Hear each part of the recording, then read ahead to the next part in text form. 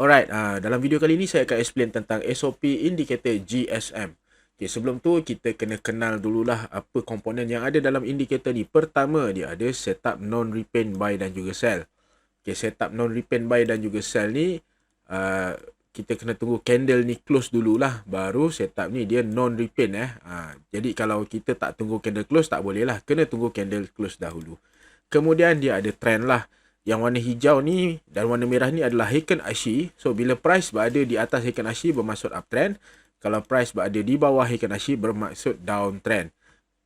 Okay, jadi yang seterusnya dia ada position management. Contoh macam ni, kawasan entry kita di kawasan start. Kita ada sell dan juga take profit. Alright. So, macam mana kita nak tahu trend? So, mudah saja untuk kita tahu trend. Bila price ataupun candle duduk di atas Heiken Ashi bermaksud uptrend.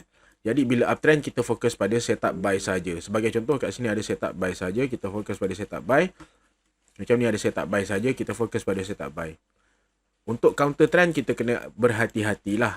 Jadi bila price duduk di bawah Heiken Ashi bermaksud downtrend. Jadi macam ni time frame M5. So current time frame dia downtrend, tapi bigger time frame dia masih uptrend. Kalau kita sell kat sini, TP kita sampai sini sahaja, cukup.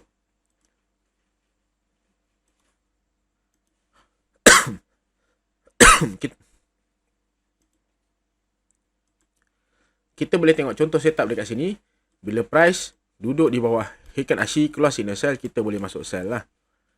Dan Heiken Ashi ni juga berfungsi sebagai dynamic support dan juga resistance. Okay. Bila price mula breakout atas Heiken Ashi bermaksud buy, kita boleh masuk buy. Kenapa kita kena tunggu price tu close, candle ni close? Sebab ianya menepati market structure punya konsep. Okay, untuk uptrend market structure kena buat macam ni. Okay, bermaksud apa? Dia kena sentiasa buat break off structure ke atas. Ni yang pertama, BOS. Dia kena buat BOS yang seterusnya. Maksudnya dia kena sentiasa buat break off structure ke atas. Kedua, low dia tak boleh melebihi low yang sebelumnya. Jadi apa berlaku kalau dia buat macam ni?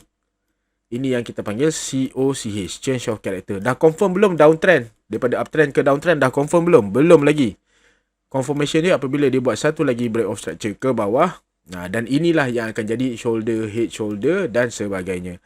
Jadi, kita gunakan candle closing untuk kita memastikan bahawa break off structure itu menjadilah. Contoh macam ni, setup sell ni ada break off structure time frame kecil. Okay, contoh setup buy dekat sini, dia break off structure. Change of character dan sebagainya. Sebab tu kena tunggu candle ni close. Jadi, kalau katakanlah market tengah downtrend, macam ni.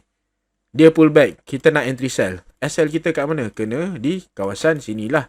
Di atas swing high ataupun swing low untuk buy. Kalau sell, kita kena sentiasa letak SL dekat sini. Jadi sebab itulah SL kita, kalau kita lihat untuk setup-setup yang ada kat sini, SL dia di tempat yang cantik. Jadi ikut saja SOP dan jaga MM. Indikator ni juga dilengkapi dengan multi time frame Heiken Ashi. Kita boleh buka setting, pergi dekat HA Smoothed multi time frame ni. Kalau kita trade M5, kita boleh guna M15. Kalau kita trade M15, kita naik dua time frame lah.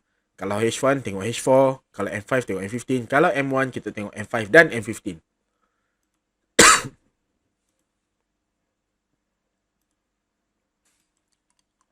Okey, contoh setup dekat sini.